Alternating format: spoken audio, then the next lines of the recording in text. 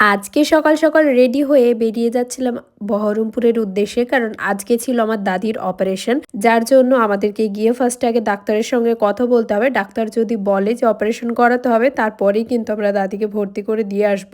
আর এখানে দেখো টুকটুকি কিন্তু দাদিকে টাটা করতে এসেছে। তো এখন আমাদের গাড়ি ছেড়ে দিল আর আমরা এখন রওনা দিলাম বহরমপুরের উদ্দেশ্যে। তো সেখানে যাওয়ার আগে বড়মাদের বাড়িতে থেমেছিলাম। সেখানে বড়মা রুটি আর গরম গরম আলু ভাজা করে রেখে দিয়েছিল, তো সেগুলো খেয়ে নিলাম। আর এই হচ্ছে আমার দাদি। আজকে দাদি একটু বেশিই চিন্তা করছে, বাট জানি না যাওয়ার পরে কি হবে, ডাক্তার কি বলবে, আজকে অপারেশন হবে কিনা। কিন্তু আমি আর টিনা মিলে দাদির একটু মন ভালো করার চেষ্টা করছিলাম। তারপরে বহরমপুর ঢোকার পরে দাদির ওইদিকে ডাক্তারের কাছে চলে গেল, আর আমরা তার সামনে এখানে টিবেটান বসেছিল, তো সেখানে গেছিলাম কিছু সোয়েটার দেখতে, বাট কিছুই পছন্দ হয়নি। তারপরে আমরা টোটো ধরে চলে গেছিলাম আমাদের কলেজে, সেখানে রেজাল্ট নেওয়ার জন্য। বাট বললো যে 2টোর পরে রেজাল্ট দেবে, তাই জন্য আমরা একটু কলেজের ওয়াশরুমে গিয়ে ফ্রেশ ট্রেশ হয়ে চলে আসছিলাম। আর এই জায়গাটা দেখতে কেমন হরর মুভির মতো লাগছিল, তাই জন্য ডিনা এখানে এরকম করছিল। তারপরে আমরা পার্লারে চলে গেছিলাম ডিনার হেয়ার কালার করানোর জন্য। আজকেই অ্যাপয়েন্টমেন্ট নেওয়া ছিল। তো ডিনার বর্তমান চুলের অবস্থা এরকম আছে, আর তার উপরে ওই হেয়ার কালার করাবে। তো এখানে ডিনার চুল বিভিন্ন রকম ভাবে, চুলের ডেন্সিটি, বিভিন্ন রকম জিনিসপত্র সব চেক করা হচ্ছিল। এত কিছু আমি জানি না। তো যাই হোক, তারপরে কিন্তু আমি এখানে বসে বসে অনেক বোর হচ্ছিলাম। আর 2টোর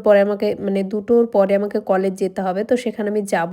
আর এখানে কিন্তু ডিনার হেয়ার কালারও বর্তমানে শুরু হয়ে গেছে, তো এখন হেয়ার কালার করবে। আর আমার এইদিকে 2টো প্রায় বেজেই গেছে, তো আমি এখন বেরিয়ে যাব। তো দেখো আমি টোটো করে বেরিয়ে কিন্তু সোজা কলেজে চলে এসেছি। আর কলেজে এসে আমার রেজাল্টটাও কিন্তু তাড়াতাড়ি পেয়ে গেছি। আর 2 মিনিট হলে হয়তো রেজাল্টটাই পেতাম না, কারণ একদম সময় হয়ে গেছে লাস্ট টাইম। তো তারপরে আমি আর ডিনা একসঙ্গে মিলে চলে যাই ওখানে একটা নার্সিং হোমের কাছেই হোটেলে একটা ভাত খেতে। তো সেখানে যেরকম খাবার পেয়েছিলাম কোনো রকমই খেয়েছিলাম, পেট ভর্তি করে খেতে পেরেছিলাম না, কারণ ওখানকার খাবার দাবার তেমন খুব একটা ভালোও ছিল না। তো তারপরে আমরা দাদির কাছে যাই, আবদার করে আমরা টাকা পয়সা চাই। ওইখানে ডিনা হাত পেতে বসে আছে, বাট দাদি টাকাটা বার করে আমার হাতেই দেবে। আসলে দাদিদের কাছ থেকে এই টাকা পাওয়া, দাদি নানি জিনিসটা আসলে এরকমই।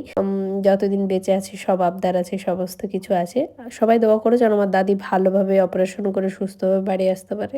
আসলে আমার দাদির পায়ে বর্তমানে রড লাগানো আছে, তো সেটা এখন খোলা হবে অপারেশন করে। তো দেখো দাদি টাকা দিল, তো তারপরে আমরা পিজা হাটে চলে যাই। তো সেখানে গিয়ে একটা পিজা অর্ডার করি, সেটা খাওয়া দাওয়া করি। আর সারাদিনটা এভাবেই গেল। অল্প অল্প ভিডিও শেয়ার করেছি, কারণ মন মেজাজ খুব একটা ভালোও ছিল না, আবার প্রচুর কাজও ছিল, তার মধ্যে ভিডিও করা এত সম্ভব হয়নি। যেমন পারলাম তোমাদের সঙ্গে শেয়ার করলাম। ভিডিওটা কেমন লাগলো অবশ্যই জানিও। আর আমার দাদির জন্য কিন্তু সবাই বেশি বেশি করে দোয়া করো। দেখা হয়ে যাবে নেক্সট ভিডিওতে। ততক্ষণ সবাই সুস্থ থেকো, ভালো থেকো, টাটা।